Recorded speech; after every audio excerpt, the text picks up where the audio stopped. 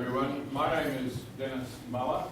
I'm the Acting Director of the Centre for Advancing Journalism, and I'd very much like to welcome you all here tonight and welcome our distinguished guests. I would also like to respectfully acknowledge that we are meeting today on the traditional lands of the Kulin Nation, and I pay my respects to their elders past and present, and the elders from other communities who may be here today. At the Centre for Advancing Journalism, we, of course, place a very high value on freedom of the press. And freedom of the press is under siege all around the world, not least in the Middle East.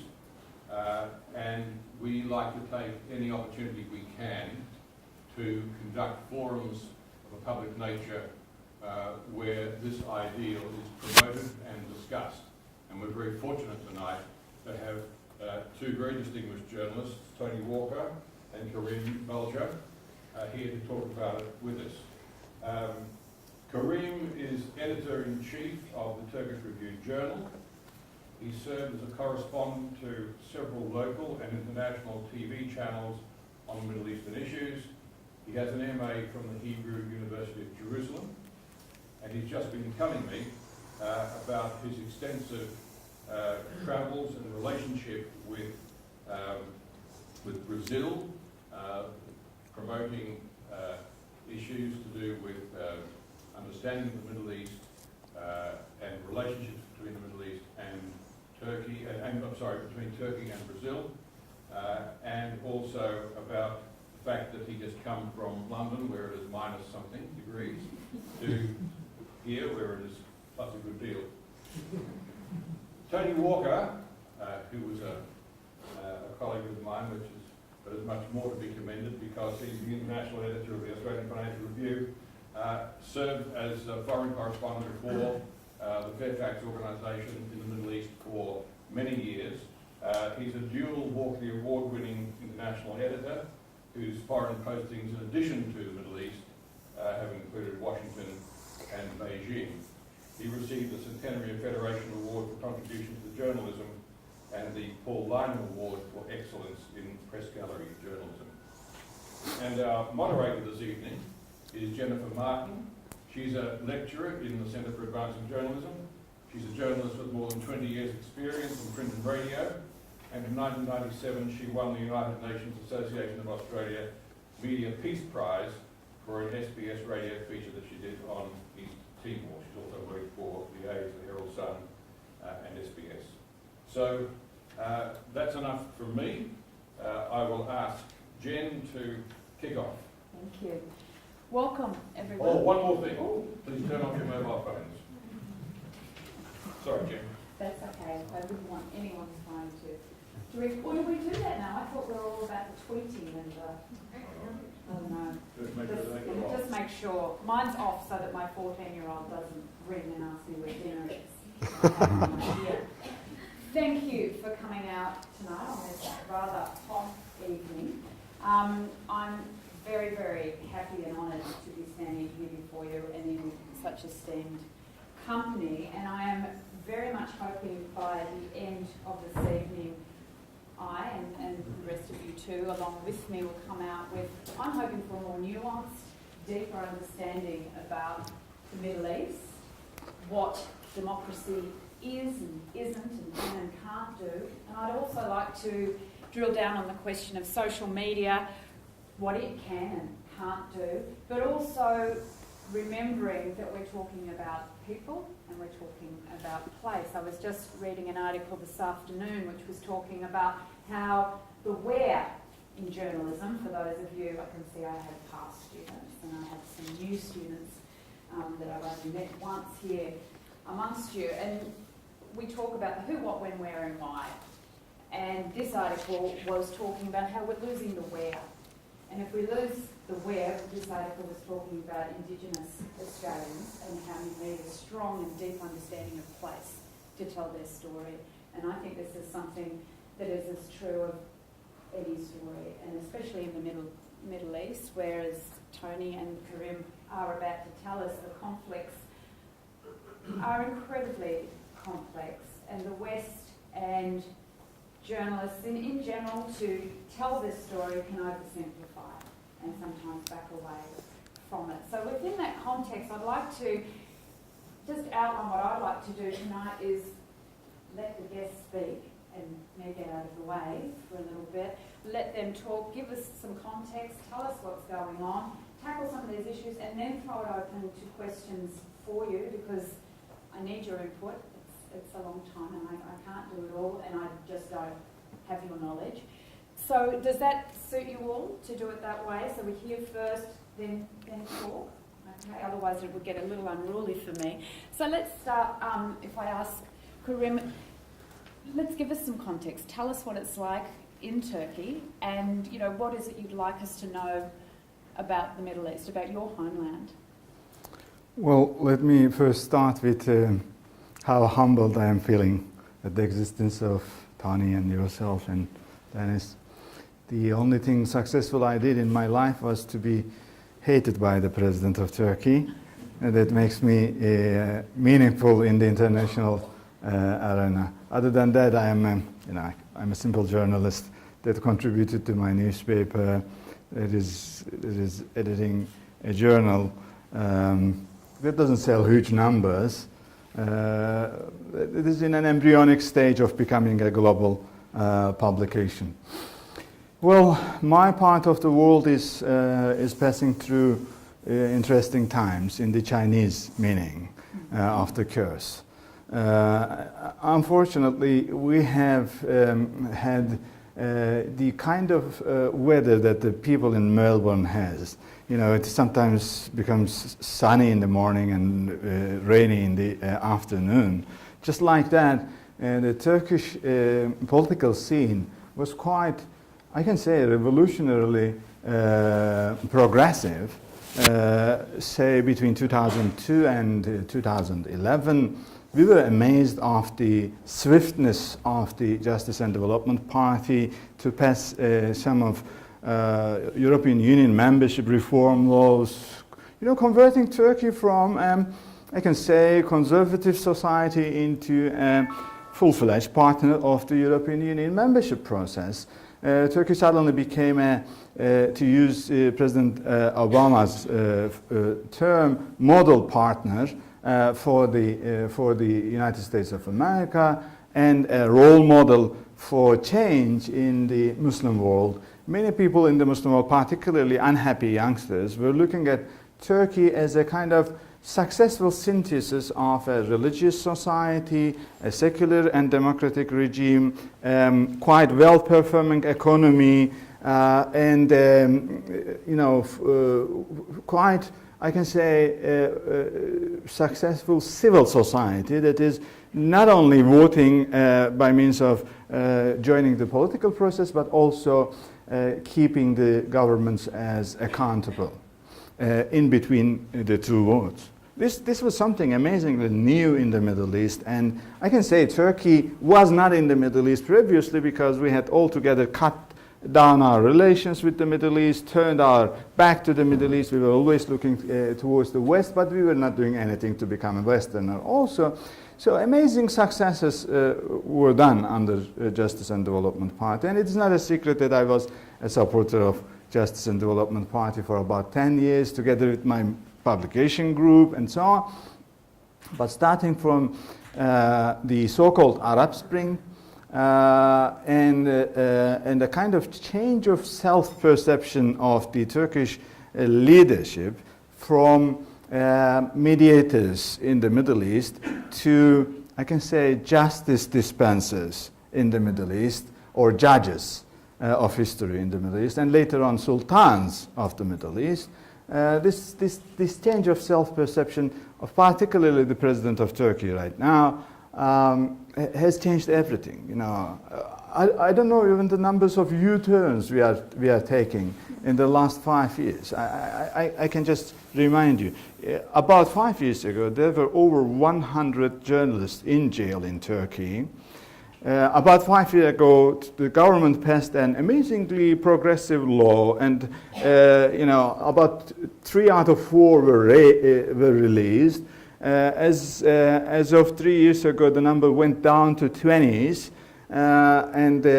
Well, unfortunately, in the last 3 years, we are taking another U-turn. We have already more than 30 journalists in jail.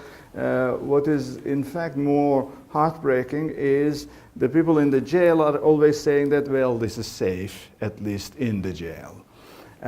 So many people outside the jail are actually concerned more about their well-being, their jobs. I came here reading the latest news about a pro-government media group unemploying 160 journalists in one night, and a caretaker appointed by the government to an opposition media group that converted that opposition media group in one night into a pro-government media group, deciding to altogether close down two newspaper channels, two newspapers, national newspapers, and two TV channels in one night. So we have been losing blood, and unfortunately, the overall society is so much polarized on these issues that I can say 50 to 60% of the countries does not care at all about the problem. What has changed, if I can just, as we were talking before, what has happened in Turkey? What's changed to make it so difficult for journalists?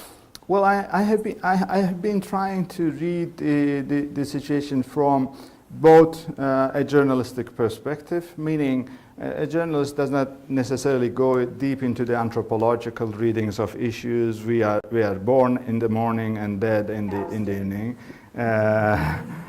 And very rare journalists are dealing with anthropological sides of the issues, and we always are humbled in front of them.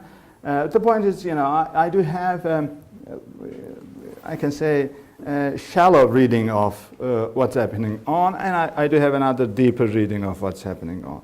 When I look at the shallow reading, I can say this is about basically the developments in the Middle East that is changing the threat perception of the government in Turkey.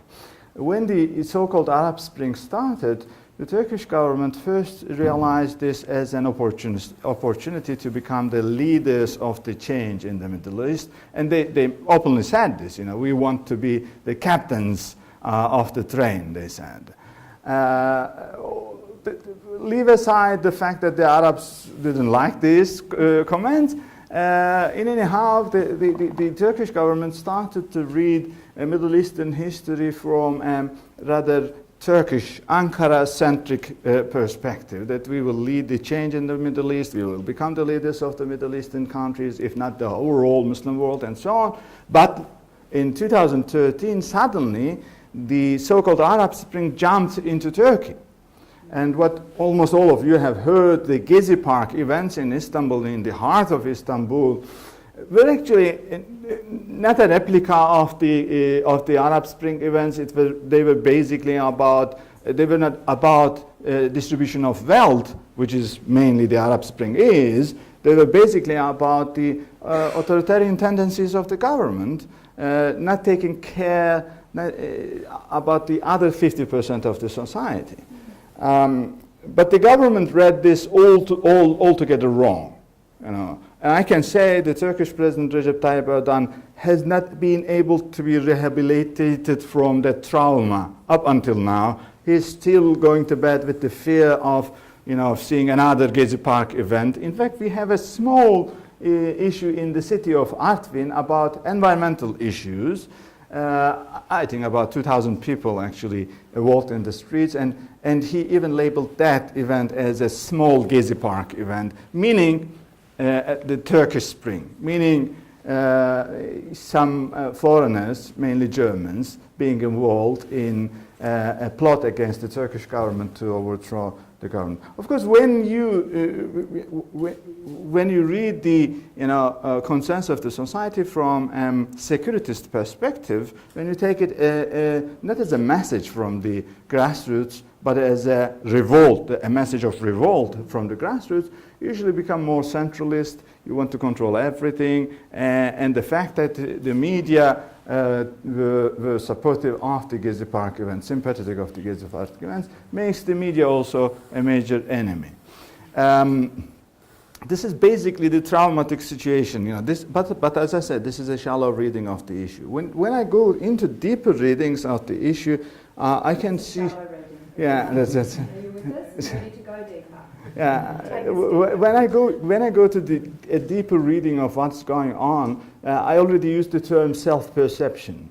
The Ankara government had the three self-perception, both by means of the foreign policies of Turkey, both by means of the domestic reading of their existence. Raison d'être. Why do they exist? Unfortunately, the Ankara government, from the very beginning, has this Islamist understanding of being ordained by God. I'm not saying that they think of themselves as prophets and so on, but they believe that they have a duty on this world as the Justice and Development Party, and they had to find the explanation. What duty on this world? The very first explanation was amazingly utopian but beautiful. They said, we are here to bring peace to the world. So the very first self-perception was mediator par excellence in the Middle East. Not only in the Middle East, but also at home. So we will bring peace to the world. We will bring peace to Turkey. So we have seen, for example, in the first 10 years, the 2 terms of Justice and Development Party, as sincere, at least seemingly sincere. If we were cheated, we were gravely and wonderfully cheated, I would say. It was not only us that were cheated, the liberals, social democrats, ex-Maoists, Alawites, Kurds, we were all cheated. Let me say that, no, they were sincere at that stage, sincerely mediating people. Turkey was mediating between Palestinian factions, between Palestine and Israel, between Israel and Syria. Well, actually, this was quite successful. Turkey was almost going to succeed to solve a problem between Syria and Israel that will certainly bring Nobel Peace Prize to President Erdogan. I know he was dreaming about that. Unfortunately, all of those collapsed. Well, Turkey was involved in Philippines between the government and the Islamist militias. Turkey was involved in sub-Saharan Africa about territorial disputes, involved in Balkans about the issue of promulgation of a new constitution for Bosnia and Herzegovina and making peace between Serbs and the Bosniaks. Amazing successes. And a similar success was in Turkey. For the first time in the Republican history, the Kurds started to believe that a government genuinely wants peace in the country. The Alawites, for the first time, started to believe that their grievances, their problems are for the first time being addressed by the government. I remember the poor patriarch of the Greek Orthodox Church, when he was invited in 2006 to the Turkish parliament, he went out and he was asked about what kind of concerns they have about the new constitution, what they want to be in the new constitution. Well, the poor man, who had never shaken hands with a politician in Turkey because they were always isolated, when he went out of the parliament, he was shocked and he said, what can I want? Anything more? I am invited to the Turkish General Assembly, and I am actually taken as a partner in the constitution writing process. What anything more I can ask for? These were the good times that we were passing through. But this is about the self-perception of a mediator. In 2009, and starting with the Arab Spring, this perception of Turkey as a mediator par excellence in the Middle East collapsed. It collapsed also domestically. The government started, particularly when Israel entered into Gaza. I won't enter into the problems of who started the first, chicken, egg, and so on. No solution there. But anyhow, the Israeli operation cast lead in Gaza, induced the collapse of Israeli-Syrian talks. It collapsed Hamas-Fatah talks. Together with that, it collapsed Turkey's self-perception as a mediator. If you are a mediator, you have to be in equal closeness to all sides. But suddenly Turkey started to pursue itself as the justice dispenser, meaning the judge of history. If you are the judge of history, you have to decide which side is right and which side is wrong. And unfortunately, the Ankara government is not well equipped to decide. Well, in fact, there is no right and wrong in history. There are interests. But Ankara didn't want to see it. You know, they started to speak about something oxymoronic. They said moral foreign policy. Well, it sounds beautiful, but it is oxymoron. You know, foreign policy cannot be moral. It is interest-based. And interests cannot be moral because it's always divisive. It's not a zero-sum game, but it is never win-win. So you cannot be moral if you are both thinking about Sunni sectarian benefits and interests. And see, for example, Turkey supported the opposition groups in Syria, but had said nothing about the Saudi invasion of Bahrain. Because there, the oppressors are Sunnis, whereas the oppressors in Syria are Shiites. So it was easy to be involved in Syria, but Turkey was not able to say anything about the situation, say, in Yemen even. Let me move back to the issue. You know, this change of self-perception into a judge, also it made its implications within Turkey also. Turkey started to, Ankara started to make judgments about who is right and who is wrong. In the Middle East, they started to take side with all Muslim Brotherhood elements. In Palestine, for example, they kept a distance with Al-Fatah, this is the left wing, and started to support Hamas. In Syria, they chose their partners as either the Muslim Brotherhood elements or Turkoman groups. So not only religiously, but ethnically, they started to take sides. And overall, the idea of mediation collapsed. It became an idea of judgehood. Well, together with the Arab Spring, the idea of judge moves into the idea of sultan. And in fact, only after 2013, his supporters started to refer to the president of Turkey, Recep Tayyip Erdogan, as the last sultan of the Ottomans. Well, he was received in Belgium by the Turkish supporters with placards writing, "Welcome the last Sultan of Ottomans." Together with it, well, this is just an imagery. You can say this is a symbolic issue, what it is meaning. Well, together with it, Turkish foreign policy changed, Turkish domestic policy changed. Well, freedom of expression issues also collapsed. Because when you have a judge, you have to respect the decision of the judge. When you have a sultan, you have to love the decision of the sultan, not only respect.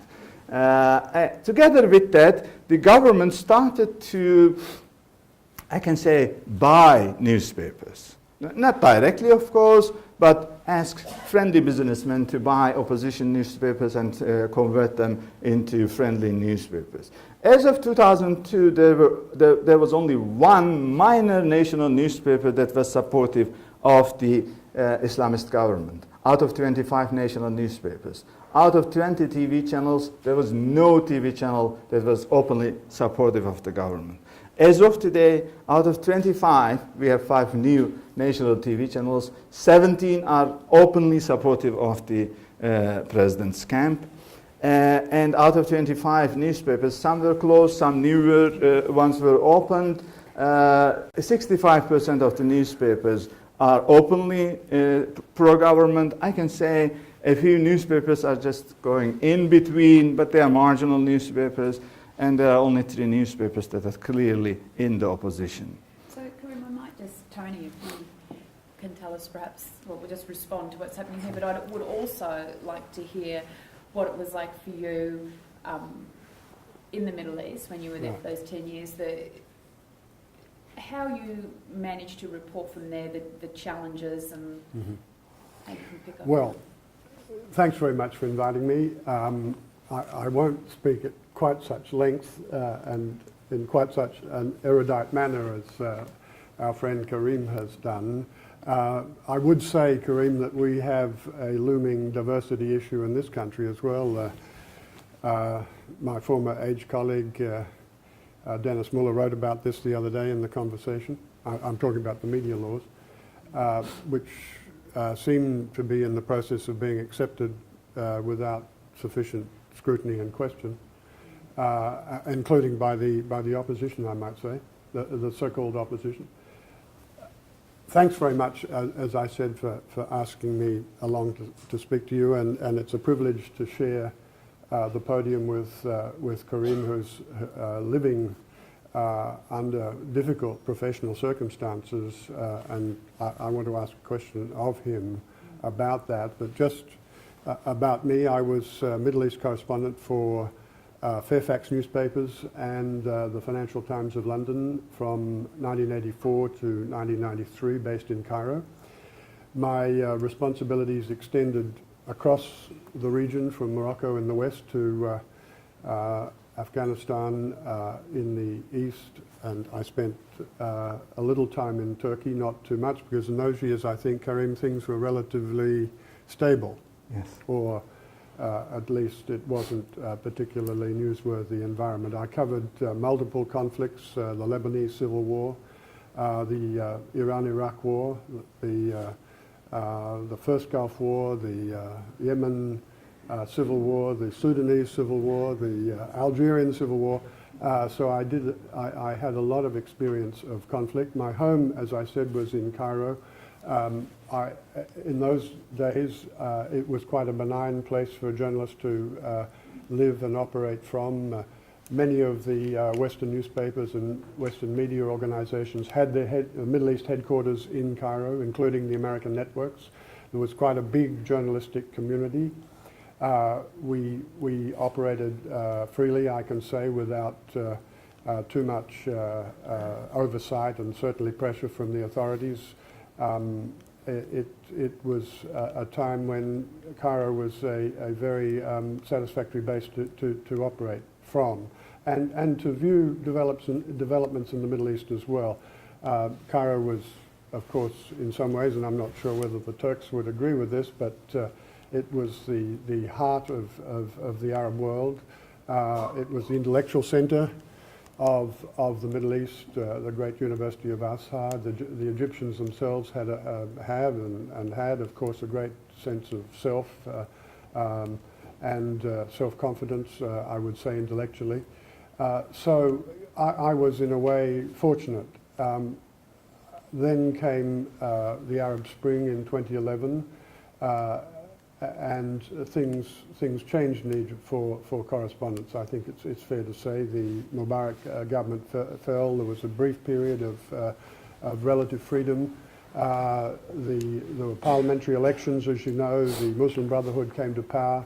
There was a military coup d'état, and the leaders of the Brotherhood were locked up, and journalists were then subjected to all sorts of pressures, and there are many journalists in jail in Egypt as we speak. The committee for the protection of journalists, I think, records that Egypt is the, I think, second worst offender as far as journalists incarcerated for various crimes or alleged crimes and misdemeanors. I think there's something like 24 Egyptian journalists in jail as we speak. The Chinese have something like 50. Karim said that there are something like 30 in Turkey. The Committee for Protection of Journalists records 23, I think. Egypt has ceased to be, for foreign correspondents as well, such a haven as it used to be for us. The numbers of foreign correspondents based there have dwindled away. I go back periodically, of course, having lived there for 10 years. I have many friends and many Egyptian friends there. I went during the period that Peter Greste was incarcerated to present a petition on my own behalf to the head of the Egyptian Journalist Syndicate, to no great effect, I don't think, but I felt that I wanted to do that.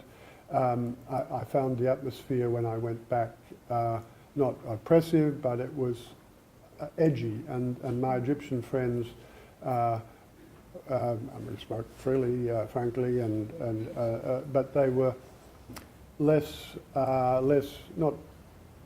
forthcoming. That's not the right way to put it, but they were conscious of a a less benign environment that existed. So, you know, the situation for journalism in the Middle East is difficult. It's dangerous. The 40 journalists in the Middle East and North Africa who have, quote unquote, disappeared.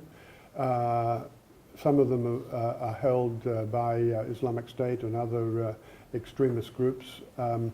I think the international journalist community does a good job in trying to draw attention to circumstances in Turkey, of course, and in Egypt. I think we have a responsibility as journalists not to forget those of our colleagues who in jail or operating under difficult circumstances, and to try and draw the international community's attention to the sort of pressures that are applied to our colleagues working in the Middle East.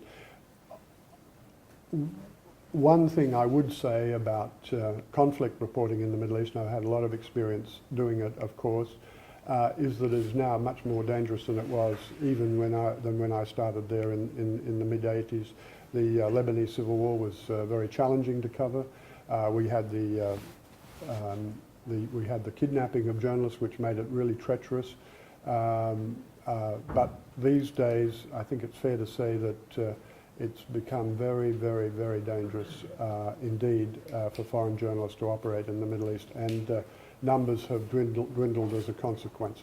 Newspapers, of course, are not investing as they did because for budgetary reasons in correspondence based in Middle East capitals, which I think is a pity. So there's less on the ground coverage than there was perhaps. I should also mention here that I wrote a biography of Yasser Arafat, the Palestinian leader, and the history of the Palestinian movement. So if there are people here who want to ask about the Arab-Israel dispute, I'd be happy to do so, respond to those questions, or anything else about my business of journalism as it relates to the Middle East, or anything else, if you like. I do have a question for Karim, if I could be indulged. Look, Karim, you are now effectively in exile outside your own country. Something you didn't touch on, I think, modestly before. So, in effect, you cannot go home, or if you do go home, you run the risk of being put in jail. Yeah. This is something that's unfathomable for people like me and in our country, although I'm sure there are some politicians who'd like to put some of us, away if they had half a chance.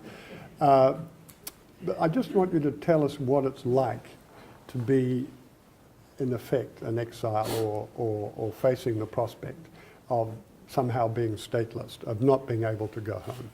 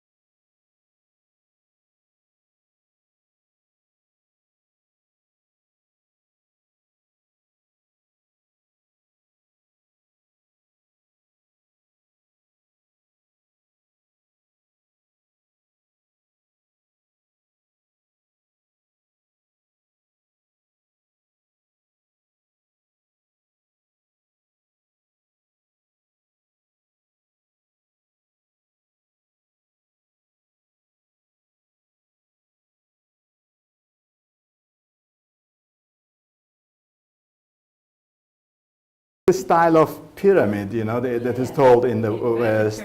In the inverted, they say, you know, the lead has to have the 5W1H and so on. No, this doesn't work in the Muslim world. You know, it's always the last paragraph that completes the overall story, and it has to have this element of shock. You know, you have to be surprised to realize in the end that actually the person who did this was somebody else, and so on. It's a kind of narrative style issue, and well, the point is that I'm not going to do it, but I have to tell this story from within a personal experiment, you know, I passed through. It was, I think, early June. We were getting prepared for an election in the country last year. We had a visitor from United States. In fact, this was the city of Perils in Florida. The mayor of the city was with us. And after 10 years of travel in Turkey, loving Turkish food and so on, they came to our office, and the gentleman asked questions about the freedom of expression issues and so on. I started with telling what went on in the last 3 years, you know, the catastrophic success of the government by means of controlling media and, you know, suppressing the opposition groups and so on. Each time I was telling you know, how things changed the next year and the next year, the face of this gentleman was changing. And in the end, he said this, leave. He said, leave the country. And I was, you know, I said, what's happening? And he said, within 3 months, they are going to declare your newspapers terrorist organization, and they will appoint caretakers to your newspapers. Within 1 year, they will take over all opposition newspapers. Within 6 years, there will be no opposition newspaper in the country. I said, where is this prophecy is coming from? And he said, I am originally from Venezuela. When you were telling me the story of how your government changed from a government that gave hope to the people to an authoritarian regime, I was actually watching your future, because we have passed through all those stages in Venezuela. And he said, leave the country. I said at the time, they were already my jailed friends in the jail, and they had all become heroes in Turkey. And I said, look, I'm not a famous journalist. If I am put in jail, I will be, you know, famous then. What is the problem, you know? And he said, you don't understand that, you know, you won't be able to come out of that jail. And he said, you speak English, you will serve your nation better if you are out and you tell the people, you know, raise awareness about the situation in your country. Well, to be frank, I didn't take this serious. 3 months later, an opposition media group was declared terrorist organization, and a caretaker was appointed to the media group. In one night, 400 journalists were fired from that opposition media group, and the next morning the media group started to broadcast pro-government content. The next day I left the country. So we have a lot to thank. Yes, certainly. Actually, I went down to Darrell and visit this you know, wise man, and to thank him. You know? And he said, this is the first time somebody is listening to my advice.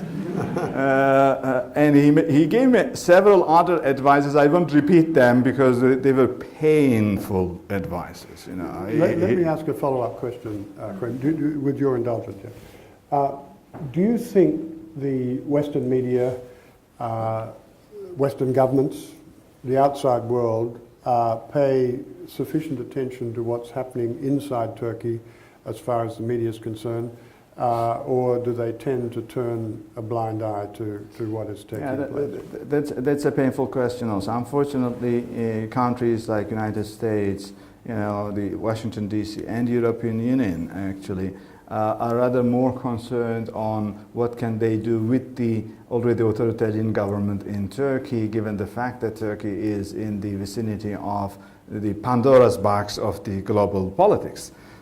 So without Turkey, European Union cannot stop the flow of refugees into Europe. Well, your country is speaking about 12,000 refugees. It's nothing, you know, it's nothing.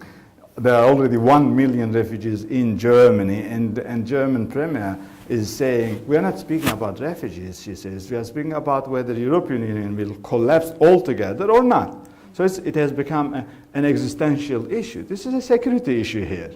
Okay, this is whether they will be able to integrate into the society or not. Whereas it is in Europe an existential issue, and Turkey is the only country that can stop that flux. Of course, undemocratically. And Turkey is being paid the bribe for, in order to stop that flux. It's a shameful agreement between Brussels and Turkey. Turkey is going to be paid 3 billion euros in return for stopping refugees, and in return for that service, Turkey will be given free access to the European Union. It's just like we will tell the Syrians, we stop you from entering into Europe, in return for we will be able to enter into Europe. Okay? It's a shameful issue. But the point is this. You mentioned the number of the jailed journalists according to the Committee to Protect Journalists. I'm in great depth to the work that the Committee to the CPJ is doing. But unfortunately, even the CPJ has failed to understand who is a journalist. Their number takes only the journalists who have a yellow card, meaning the government accreditation as a journalist. So there are 23 journalists with a government accreditation in jail, whereas there are 11 more without any. Well, the point is this. Several journalists, including myself, have denied yellow card, press card, because press cards gives you privileges. You take on the tube, public transportation free of charge. Why should I be given that? You go to football games free of charge because of your. It's a bribery mechanism. Okay, you be a good journalist, you will be given the card. You be an opposition journalist, you won't be given the card. And every year you have to repeat your application. Only after 20 years of active journalism, you will be given a permanent press card. So I'm already 20 years in journalism, but I have never applied for a press card. So if I happen to turn back to Turkey to jail, I won't be counted by CPJ as a journalist in jail. So it's a denial of identity. Well, this is exactly the Turkish government is pretending the issue. They're saying these are not journalists. Just because of a few columns they have written in newspapers, are they going to be journalists? They say, well, whereas there are, established journalists, and in fact, in several cases, even citizenship journalists are journalists. This is the duty to inform the general public. So even with the very much concerned organizations, we have a lack of understanding on the number of people who are in jail. And it's understandable why CPJ is only concerned about the journalists in jail. Whereas when we move to Freedom House, for example, Freedom House has a different understanding of the situation of the journalists in the country. For example, they deal with ownership issues, intransparency in the ownership issues. We don't know who owns the second largest media group in the country. Well, there is a name there, but the name has nothing to do with the newspaper. We don't know actually for whom he bought the newspaper. We know the end result, at least from one legally wiretapped conversation between President's son and his father, at that time Prime Minister. We know that they knew the headlines of newspapers of tomorrow. So they were in full control of the editorial board of newspapers. This is the real issue in Turkey. The journalists outside the jail do have problems. They have created an amazing mechanism. They, for the tweets you are tweeting, they call you to the courthouse. Within a few days, they say you are under judicial control, meaning you cannot go out of the country. Your passport is apprehended. And suddenly you start to feel yourself under threat, because this means, anytime they can come. There are several journalists that there is no court case against them, but their passports have been actually cancelled now. There are journalists, for example, the editor-in-chief of today's Zaman, Bülent Keneş, who is a tough critic of the government, he has a 1.2 years of jail sentence already finalized, but it is delayed for 5 years. This is an amazing strategy. They say to you, okay, you are already jailed, but we won't jail you. We will give you 5 years. If you repeat the same crime for 5 years, we will give you double this amount. Okay? Well, think of Bülent Keneş's wife. Okay? Could I just observe what Karim has told us is, and not to compare our situation here with Turkey, but why we have to be extremely vigilant about infringements on press freedom in this country, and it's why I was appalled, frankly, by some of the provisions of the national security laws which would enable the government to put journalists in jail for 10 years for reporting on a botched security operation in which a criminal act took place.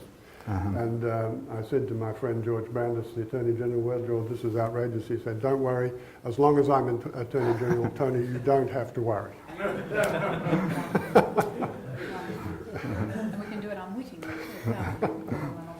Just on the point of writing columns, and I write columns for the Financial Review, you probably find the cover price of the Financial Review a bit challenging these days. I was horrified myself when I saw it went up to $4 a copy the other day. But I endeavour to put a sting in the tail in the hope that people will remember what they've sting in the tail being in the last paragraph.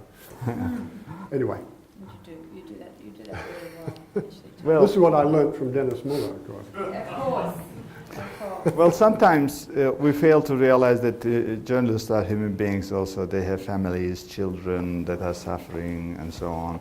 Now, it's not that my story is a painful story, but many of my friends, I have been thinking about them, you know.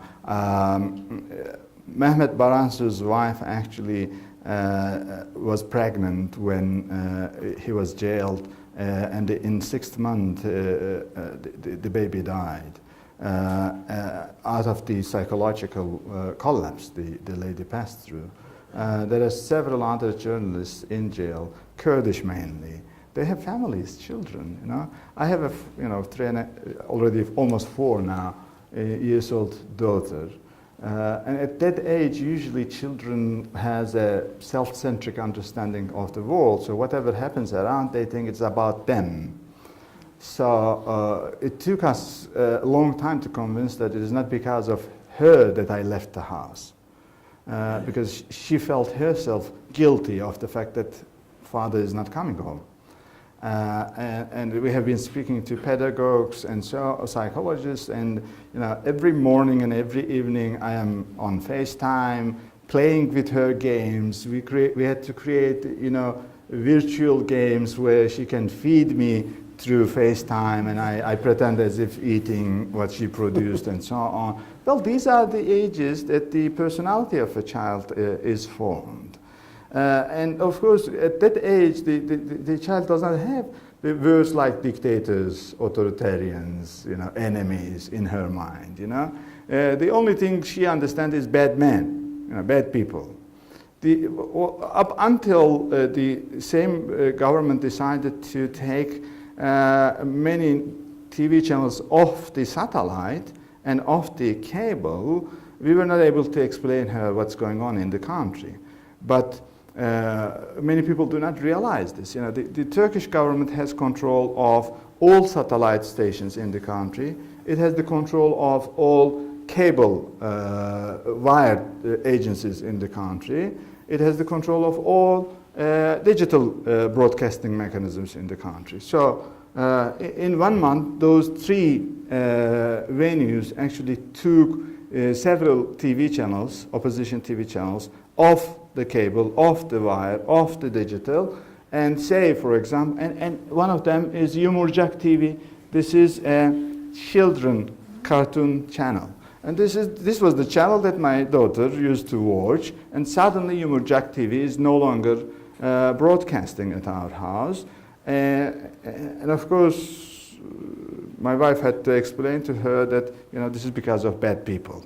Bad people, so she managed to realize that, there are bad people out there, and just as they closed down our TV channel, they are not letting my father come back home, and so on.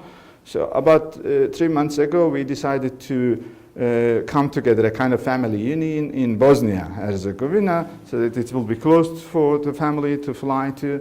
We spent some time there, but I was giving this, good news to my daughter that we are going to meet. Of course, she thought I was flying back to Turkey, and she said, "Father, don't come. Bad people will do bad things to you." Well, this is horrendous. Think of the psychology that child is passing through. Well, I am passing through this, but on the other hand, I know that there are journalists who can see their children only once in a month. I can see my daughter every day twice, at least in the virtual reality. Okay, they can see their children only once in a month, and only for a limited time, which is 1.5 hour of meeting, and they pass through all kinds of security procedures in order to enter into the jail and meet their father, and in some cases they are not even let to be touching their children. For what? For a column they have written. The editor-in-chief of Samanyolu TV network is in jail for 1 year right now for for the script of a soap opera, a fictitious story. And that fictitious story spoke about an Al-Qaeda proxy in the country.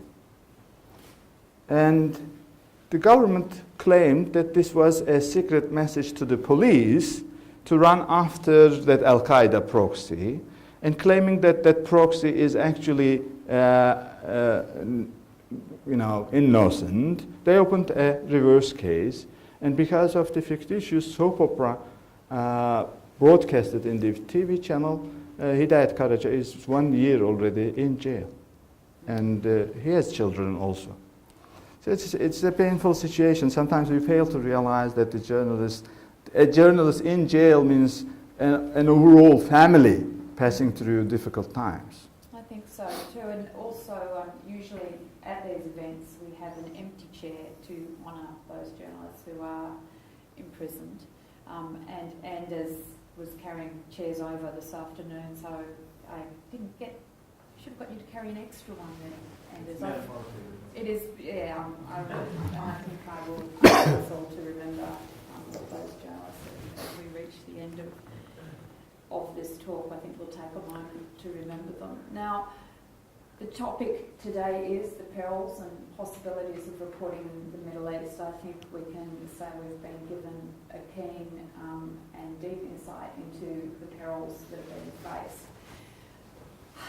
Let's look now at social media, if we could, because we know, of course, from the Arab Spring and the Twitter revolution, as it's trumpeted, as I'd like to turn now to that question of what does the social media look like in the Middle East? What can it do? What can't it do? As Karim has told us, it cannot write a constitution, for instance. Is Dr. Zoe Holman here today? Yes. Hi, Zoe. Zoe has done a PhD on relations in the Middle East, British policy in the Middle East. And I was lucky enough to have a chat with Zoe beforehand, and we were talking about social media, weren't we? And this idea that if it's on Twitter, it suddenly exists for the Western world, whereas actually you voiced your frustration in here, Zoe, about the fact that this has gone on. These are movements, and people have been working very hard for years and years, and suddenly the West hears about it. So, Tony, what's your reaction to that? Well, I was just thinking when you said that. My business, being a journalist, but a foreign correspondent for 30 years of my career, in the Middle East for 10 years, as you said, in China for 10 years. In fact, China right at the beginning of the reform process, and then back again for a second assignment. and then 10 years in the United States in 2 separate assignments, with 10 years in Canberra as part of the time as political editor. The revolution, the communications revolution, is simply stunning.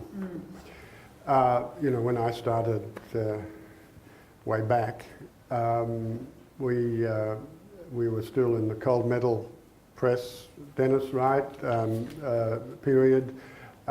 We had later deadlines, by the way. I mean, the digital revolution means that we've got much earlier deadlines. I'll tell you one anecdote. I don't know whether Dennis was editing my copy that evening, but I made a terrible mistake in a story I wrote from Canberra, and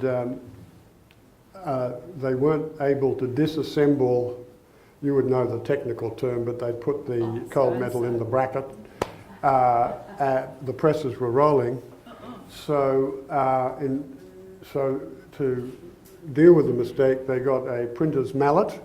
You probably did this on occasion, and smashed the type, right? So the Melbourne Age arrived with... Does the press hand with a mallet and a chisel? Oh, I love it. Appeared the next day under my byline, but there was, you know, the offending paragraph, I'd probably defame someone, was just appeared as a smudge. Then they remade the, you know, the copy for the later editions. But the what really brought home to me the revolution that was underway was when I was in Baghdad in '91. The Americans were about to bomb, you know, send cruise missiles into Baghdad in that first Gulf War. And the Financial Times at the time had a relationship with CNN. And so we were able to use some of their communications facilities. And to see these CNN broadcasters throughout the conflict, behind enemy lines, broadcasting live from Baghdad was the most extraordinary thing from my perspective. You know, they had satellite phones, which was a new development, so you could communicate with the outside world. In those days, the local phone networks were either very heavily interfered with, or you couldn't get through. So, you know, the life of a foreign correspondent was very, very difficult in those days. Communications problem. The first question that we would ask each other as if we arrived at a particular location is, how are you going to file? You know, journalists of this later generation have absolutely no idea how difficult it was in those days. This would be the last question they'd ask, because they're all able to access satellites and communicate easily from wherever they are. As regards social media, you know, it's revolutionised communications at a very grassroots level. During the Egyptian, the Arab Spring and the uprising in Egypt against the Mubarak regime, my kids had been at school in Cairo, at the American school and the British school, and they had friends there who were on the square demonstrating, and part of the, you know, among young people who were camped on the square, and they were sending my kids Instagram pictures of what was happening on the square, and text messages and Twitter messages. So that development is just almost unimaginable to me when I think about what it was like when I started and in China, of course, it was extremely difficult. I used to write my stories on copy paper and get on my bicycle and ride down to the post office and give the story to the telex operator, who would then transmit it back to Melbourne. And you know, the change in the meantime is just unimaginable. And of course, it's had an effect on impact on you know, politics in all sorts of very profound ways. But Karim would know that much better than me, because the Turks have been trying to interfere, have they not, with social media. And this is, well, Tony brought me back to my my civil rights activism both in Israel and actually I tried to bring a system from Israel, Palestine to the Turkish lands, the Kurdish dominated zones of Turkey. A group of youngsters, we didn't have mobile phones at the time that could take video images, brought this amazing idea of distributing video cameras to Palestinian youngsters that would actually record the Israeli army soldiers and officers if they do something wrong to the Palestinian youngsters during protest movements and so on. And then some amazing, of course ugly, pictures were taken.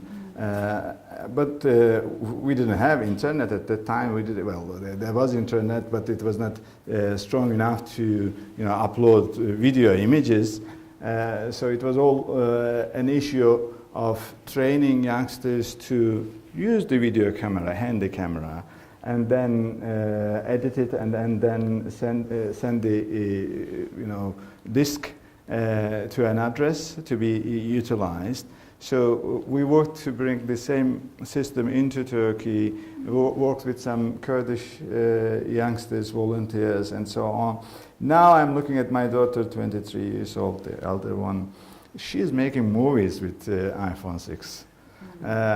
In fact, I can say this citizenship journalism emerged long before the Twitter and so on. In fact, citizens were already involved by means of reporting, and their understanding of reporting was basically going in hand with the idea of resistance to authoritarian regimes. And of course it made their job much more easier, and because of that, internet or Twitter is much more hated. Our president made it very clear. Actually, the president of CPJ was at the head of a group of journalists from United States who visited Turkey and visited the Turkish president also. They were hoping to hear something, at least politically correct about what Turkey is planning to do. And the Turkish president told them that every other day he is more and more hating Twitter. So they were shocked. When I visited them in New York, they said we were hoping at least that our visit would make things easier for the journalists, and we turned back with all our hope collapsing. Well, the point is this: the Turkish government had several times banned Twitter, Facebook, YouTube, and in one occasion at least, Google even. In almost all of those, almost all of those cases, they are asking particular content to be, taken off the Facebook or YouTube, and for some time they are resisting the idea. They are easily closing down. The point is, the kind of anti-terrorism law already passed in Turkey that relates to the media, and currently any single minister in the cabinet can ask complete closure of a website without any explanation, and that minister has to give information in 48 hours, meaning 2 days, to a prosecutor. And if within 2 days the judge decides that it should stay closed down, it will continue as closed down. If the judge decides that the reason of the minister to close down was not strong enough, then it will be opened again. But in the meantime, it is going to be closed. There's a good example, Jen, just very quickly, I think, which makes a useful point about social media. In 1985, there was an uprising in the Syrian town of Hama. Assad killed something like 30,000 people on that occasion, 20 or 30,000 people, simply by shelling the town.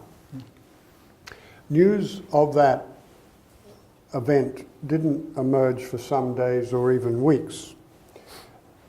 These days it would be unimaginable that something like that could happen without the news emerging. The Syrian Observatory for Human Rights, publishes lots of material from citizen journalists who are providing material from on the ground. So it's very hard for a regime these days to disguise what is happening inside the country, and I mean that's a very positive development, frankly. I would say. I was thinking we've done perils, we must get to possibilities. Well, actually, when we move to the possibilities, I can say that Muslims have a saying that says, good tidings comes out of bad events. So many good things happened thanks to the, ironically, thanks to the authoritarian policies of the Turkish government. First of all, for the first time, we have Turkish journalists from all, walks of life, let me say, from all political groups supporting each other for the first time. In the past, the Kurdish journalists, who are basically, Maoist or left-wing separatist groups, were put in jail. We didn't care. We didn't know even that they were in jail.